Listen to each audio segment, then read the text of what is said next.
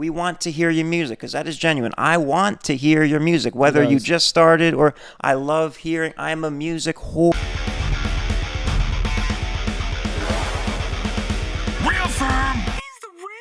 Ladies and gentlemen, welcome back. Real FERM Podcast, episode something. We're back, part 2 in up the talking about the dirty, wild west of social media music industry, and not just everything is social media at some core at this point. But we had a lot of things that we spoke on in that part 1 that we had to do another part because 30 minutes at a time, and there was just so many more things we had to talk about. So we're back.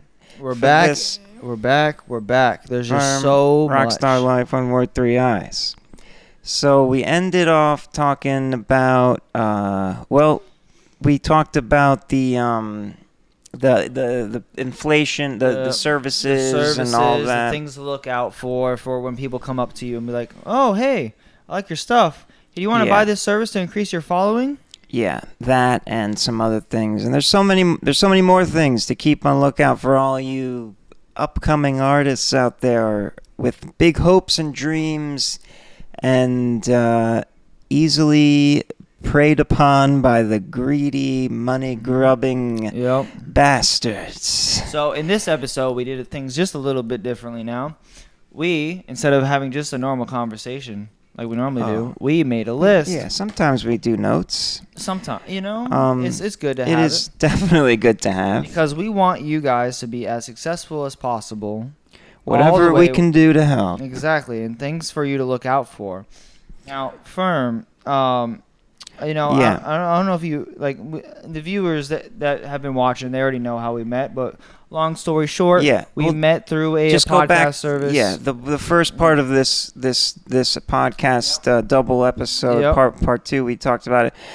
The live streaming, which I do, and you probably found this through here if you're listening. If not, check it out every Monday, Wednesday, and Friday on this channel. This video, unless you're just listening on the YouTube channel at Real FERM, we do a little thing called which I like to call Upcoming Artist Radio Live, which is basically my answer to a strange yet really cool and interesting concept that people came up with in the past several years of submitting music to be reacted to, reviewed.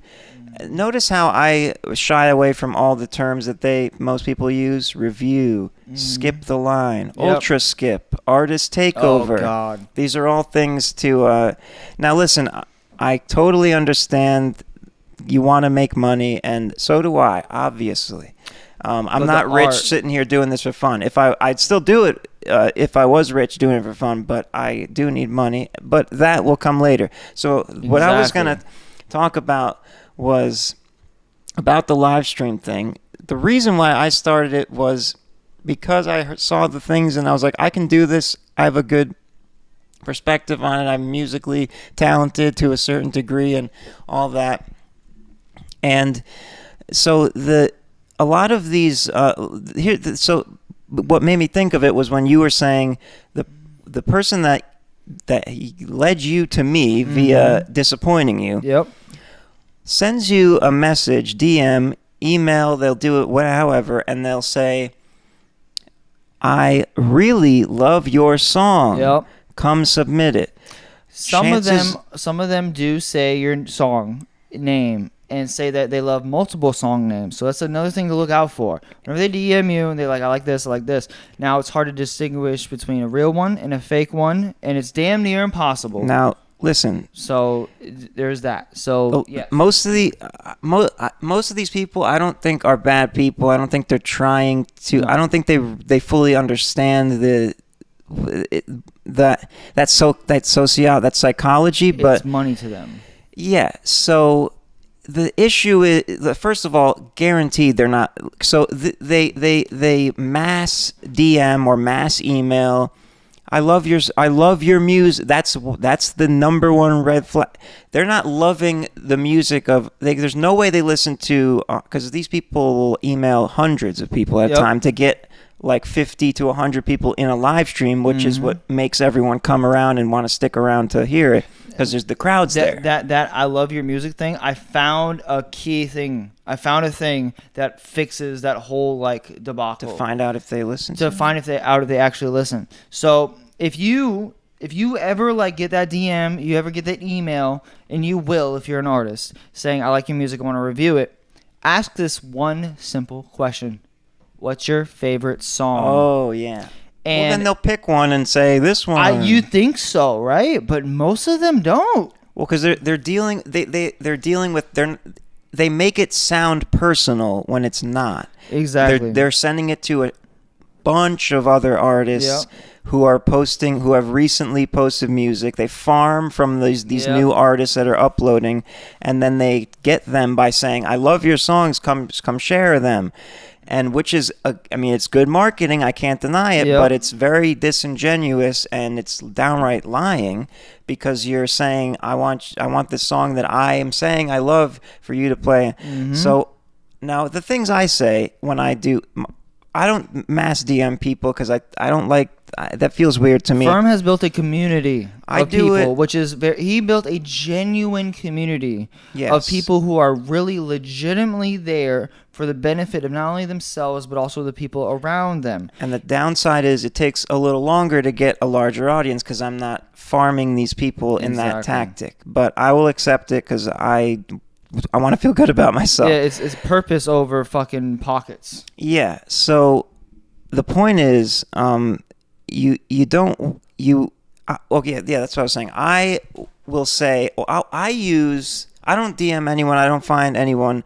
I use the old school, buy the ad space, pay Instagram, whatever, make a good ad to put in front of someone's face, and if they want to engage in it, they can choose to or not.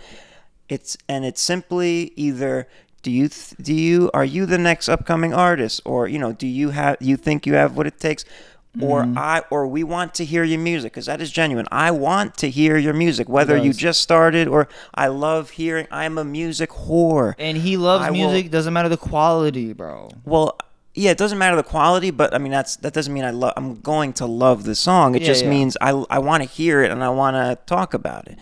So that's my mentality. So when people DM you and say, I love this song, come put it on my live stream, they don't love it. Chances are they didn't hear it, or maybe they listened to 2 seconds to do some mental gymnastics to feel good about themselves.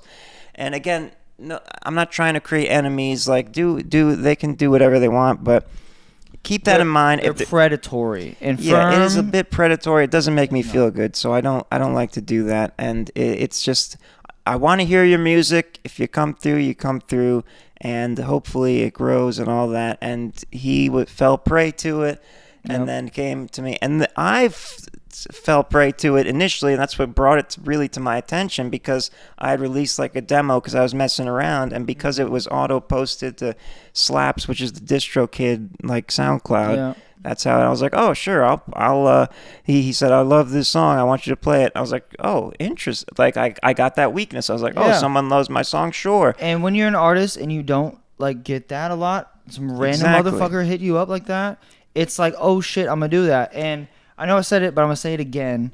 Ever since, I continuously get these fucking DMs. And you would be surprised that every time I get these DMs, and I say, what's your favorite song? 9 times out of 10, this is how I know they're fake. Because they don't name a song or nothing like that, right? Even the ones that actually reply. Most of them don't reply. But some of them, they won't say the song name. Be like, the one you just posted or some shit like that, right? Yeah. So look out for that. And the song that he said he liked and ended up getting played, it was very obvious that he never heard it before. Yeah. So it's like, but people they do it anyway because they're like, whatever, the crowd's here. It's like, which is a problem that I have because it's hard to like grow without like farming all these people, which is I'm trying to do it through genuine advertisement of like, hey, I got this platform, come check it out. And mind you, something else also. What FERM does that other podcasters do not do is, yes, there is a pay to skip the line thing. That's another thing I wanted to address. There is that because some people have things to do. The only reason Wait, let me tell him first. Let me tell him first. So yes, he does have that.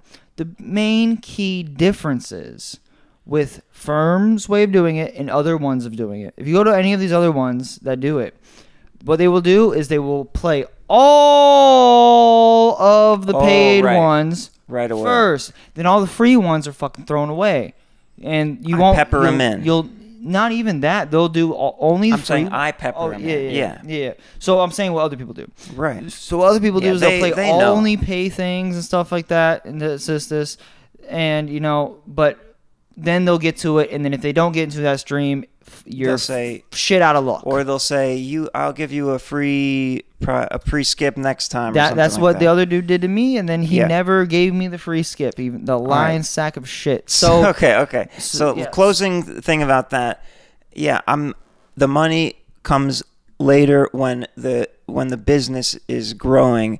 Mm-hmm. The only reason I don't even like that I have to put the $5 priority on the screen, and again, I use different language. I want to distance myself. No, it's not skip. It's you're prioritized. You're not you're skipping, but you're prioritized. And I will get to you sooner than if you were to be free. And the only reason why I put it up there is because people are going to pay regardless. So I have to at least lay down a foundation, or else people are going to be asking, and they're going to send $1 or $2. So like, look, this is what it is. Bada boom. That's it. And he still plays the free ones in between because I know what it's like. You're sitting there, you're waiting. Yep. And it's not even. And again, the purpose of being there is not you're going to get famous or someone's going to. It's just to be in the community. And if you support through donations, it's much appreciated. It helps so much. Mm-hmm. And it's about the community. It's all about and helping me keep it going. Yeah, and it's just. What it is there's a genuine difference between things, right?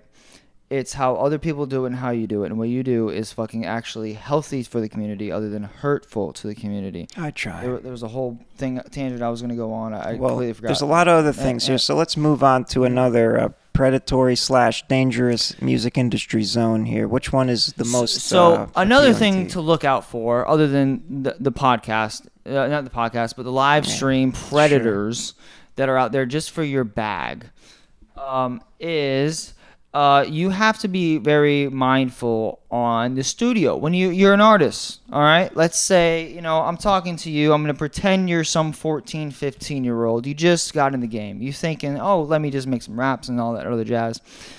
All right. If you're a perfectionist, this deals with you. If you're not and you're one-take Tony, this is fine. You're not going to feel no type of way about this. But if you want to go back to a song and work on it, maybe only go to a studio, only one studio at a time, work with one engineer, build that genuine relationship. Yeah, not just here's the money, here's your service, get out of here, I want the next customer. Exactly, because I cannot tell you how many songs that I have personally lost. I cannot have in anymore. The studio's files. Because they're in the studio files, and the studio files get lost, or I don't have the money. You know what I mean? I'm not rich. I have bills to pay and shit like that. So, everyone's like that. So, whenever you go to the studios and stuff like that, make sure you get the song all the way finished if you can. And if you can't, make sure you get it in quickly. Within about a week, I want to say, in order to revitalize it and rework on it. And make sure it's known before you leave. Yeah. So the predatory thing there that I'm saying is do not go to a studio with a song that you want to spend 5 or 6 sessions on, which is normal, by the way, for certain songs.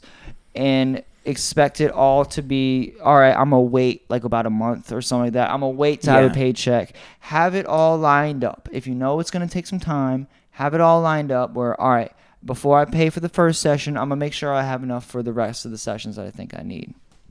Good point. Yeah, I've never dealt with in that lane. I one day fantasize and hope that we will have our own studio to foster the growth of budding, but that's the word, budding artists and their work, and care for them with good faith. Yes, good faith. Now, good faith is a good segue to the next thing. Now, I have been on the radio. I have been on podcasts. I have been on fucking a lot of things, right? Now, let me tell you something. This also bleeds into with services. When people say they want to give you services, be it photography, be it promotional, be it this or that or whatever. If they hit you up, right, there's nothing wrong with others hitting you up. Let me just start with there. There's nothing wrong with it, but it's how they go along with it. Now, you have to get your money's worth out of things if you're paying. Because as an artist, if you are a serious artist, you are putting every single penny possible into this stuff. Right. So if someone's like, hey, so I'm not going to say any names, but you know this situation. I was hit up to do a podcast interview with another team around this area. And they were like, oh, boom, what day works for you? Boom, boom, boom. When we finalized the date, that's when they said, hey, it's going to cost this amount. Wow. Now, mind you, I'm still hungry, bro. I'm starving. Even right now, I'm starving, right? For success. So I'm starving for any possible opportunity. Yeah. Any potential, like literally. So in my mind, even though I see the red flag, I know that's a red flag. I know that it's like, you know, it can be worth it. This is the one that I had to like talk you out. Yep, exactly. He had to talk me out of it like, because as an artist, I'm super hungry. Mind you, it was $50, but $50 is $50. I looked at it and I said, look, you can do, like, it doesn't hurt to do it if you want to spend the $50. It just doesn't seem like the value of $50 equals what you'll get out of that. No. Unless it was some famous thing. And even then, when your podcast is that big, you don't charge people to come in. You just want them to come in because of a shared network cross-promotion thing. There is a big difference. And so something that you'll have to learn the hard way, and something that I live my life by, is I only accept genuine relationships rather than transactional relationships. Because you know what happens in transactional relationships, brother?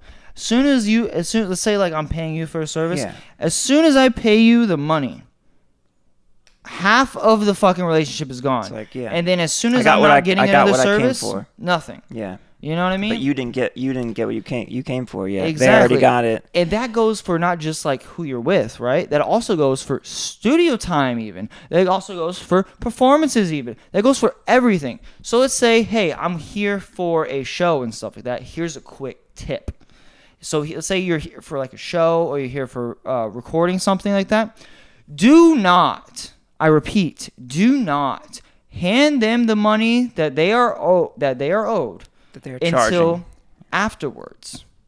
After the thing is done, then you do it. All right, unless they stress it or whatever the fuck, and they make it all weird. Some kind of contract or you know, but like because as soon as they get paid, they think their job is halfway done already. Yep. You know. Start slacking. Yeah, you got to earn what you're charging for. You gotta earn it and give the product, deliver the service. And if someone says, "Hey, I want you for the service," and they solidify a date, they go through all this information first.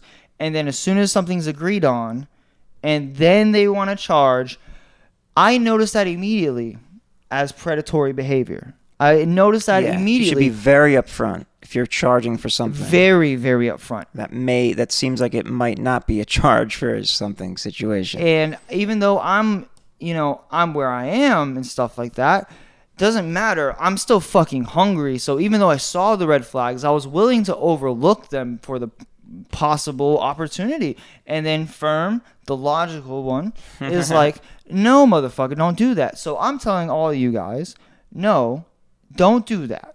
If they don't come out with the price beforehand, that's when you start. Even if it's a really good opportunity, and they come with a price afterwards, after you already solidify stuff, really question the worth. Yeah. And if you need that money. And it's like if you're going to a casino and you like to get, if you need that money that you're gambling on, don't gamble it. But if you're just trying to have fun, you're like, I got the money, sure, I'll pay it, go for it. I mean, it doesn't hurt. It's just if you think that you're essentially putting down a bet, like, is this money gonna get me anything out of it? But I really need this money for other stuff too. That's when you really have to be careful. Exactly. If you got the money to spend, sure, pay someone $50 to have a conversation with them. Who knows? It might do something. It might help you out. But it's all, what it all is genuality, authenticity. Because in this business of art, there is predators amongst us. And not even just that. Not even just predators as in the sense of the people that are just trying to get you. There are also good intention predators.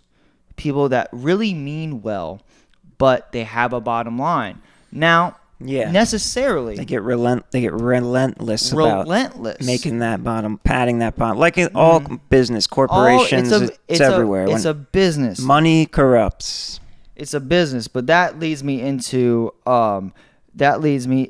paid performances. That's a sketchy one. So when you have paid performances, all right, let's say you have let's say like $25 to perform these songs or whatever the fuck. Now I've been told, hey, if you want to perform here, it's like $50 for one song. Fuck that. That blew my mind when I learned that was a thing. They wanted me to travel to Atlanta, pay $50 to fucking perform one song. Profiting off of the desperation of an artist to get heard. It's fucking ridiculous. Now, there are key differences to look out for. There are key differences. They're like, hey, if you do this, let's say, like, for instance, hey, pay $20 to perform at this venue.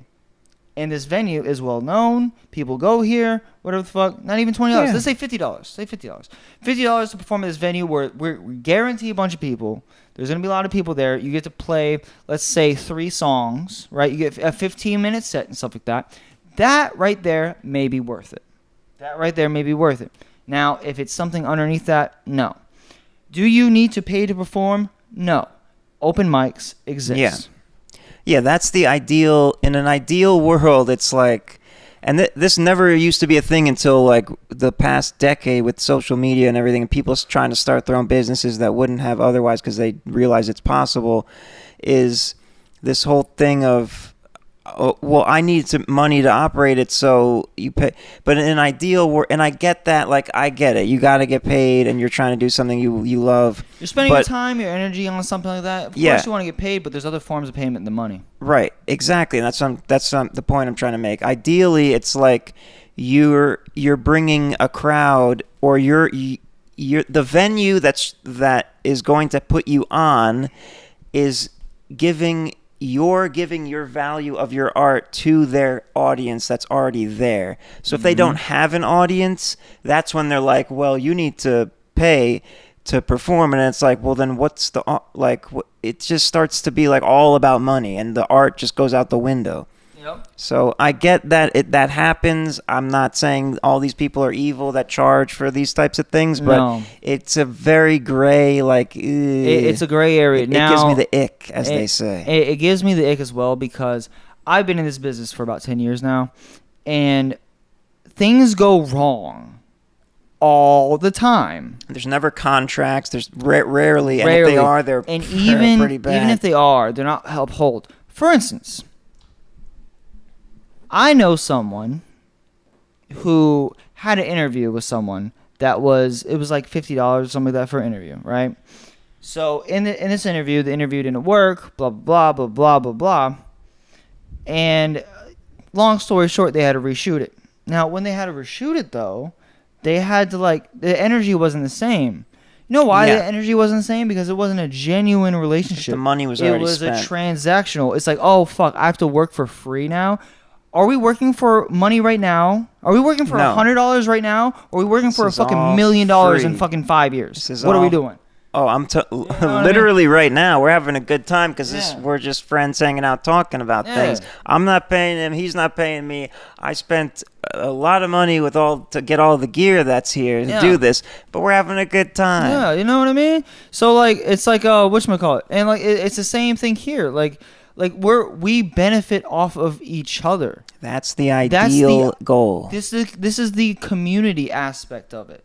You can't do this all by your fucking self. And the money, and going back to the ideal thing, traditionally, you get the audience, and then the money comes from sponsors that want to pay because of the audience that you've grown, the attention that you get. Instead of like, hey, Rockstarliife, you want to come on my podcast for $50 to my audience of 100 people that's gonna watch?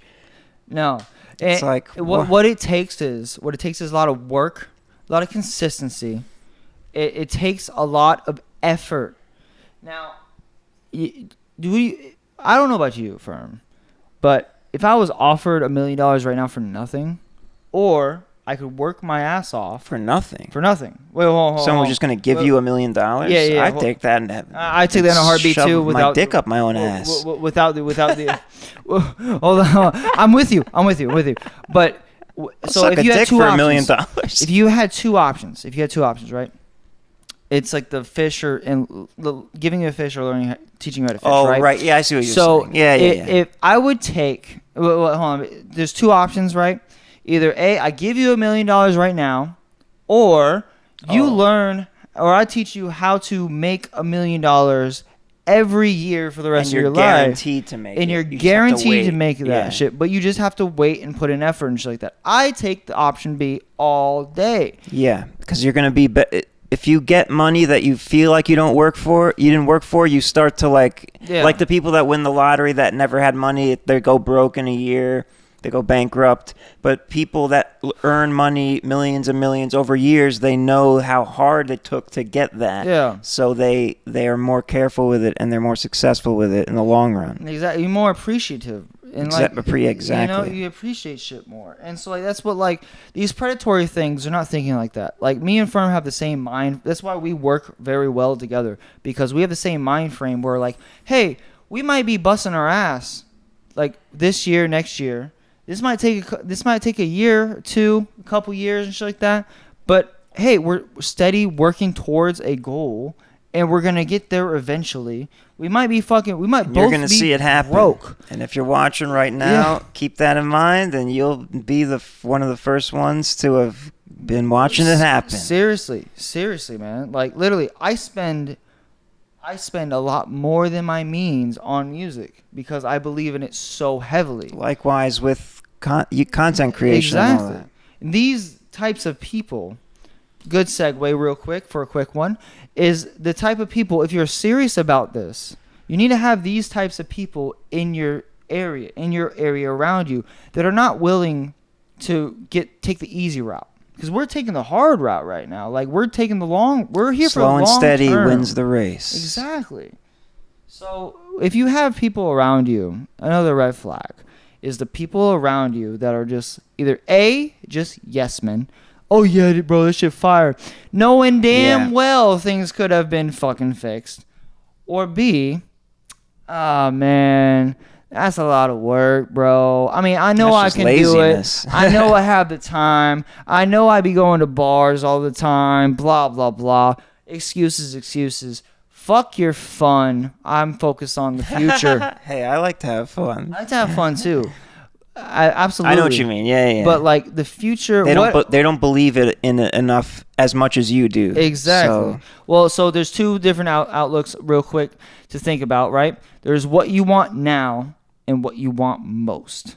So that's good. As a good friend, and I'm like this more for other people, and I'm just learning to be like this for myself right now because of how I am, right? Is I push everyone to go for what they want most instead of what they want now. So great quote to end on there. Yep. So those are the types of people that you want around you. Find your circle, trust them, get to know them, and even if it's on, as we were saying the last time, social media makes it harder to create those trusting connections. Video call, chat. It doesn't mean you don't if you're stuck in a rural area or whatever and you can't meet anyone, you can of course do it online, but be very careful. Find the right person. Don't be afraid to be alone and by yourself for a while, because it would be best to be by yourself rather than around a bunch of people that are bad for you and bringing you down. For sure. And with that, it's been a good time. Thank you for watching. This is an artist that's been grinding for 10 years, you said? A decade? 10 years. He knows, he's been through the ringer, and I'm just starting to become aware of all this stuff in the past year and a half, and I'm still learning. We're all still learning. So take that info to heart, and do your best. Do your best and just work. Don't waste your money. Don't waste your money and don't waste your time. Part 3 will come in a couple months after we go through some shit. For sure. All right, peace. Thank you all for watching. Hit the like button, comment,